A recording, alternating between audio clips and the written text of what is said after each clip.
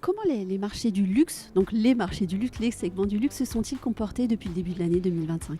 Alors, on a une année, déjà, on vient quand même d'un monde Oui. où on a quand même connu pas mal de turbulences, en Mhm. 2023, 2024. Et même si le marché de prestige en général est un marché résilient, il n'a pas échappé à une certaine baisse d'activité. Une baisse d'activité qui est notable, en 2024, c'est 20% de transactions en moins Mm. sur le marché de prestige par rapport à 2023. Oui. C'est plus que le marché traditionnel, qui avait lui baissé de 10%.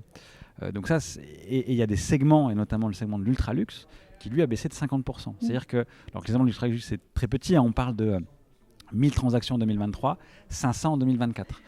Donc c'est un marché, mine de rien, qui a été pas mal impacté par les différentes turbulences qu'on a pu connaître, incertitudes politiques, où les acquéreurs ont repoussé leurs projets immobiliers. Et c'est ce qu'on voit du coup dans les différents chiffres. Et à l'inverse, en termes de prix, pour le coup, là on a une grande stabilité. Avec une baisse d'activité de l'ordre de 20% sur le marché traditionnel, on aurait dû avoir une baisse de prix très forte. Et là, c'est là où on voit que le marché du haut de gamme a des particularités. C'est que les prix se sont stabilisés. Et ça s'explique par une offre qui est évidemment très rare.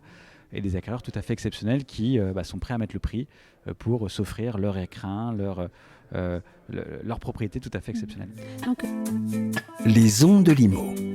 Osez la curiosité pour votre bien.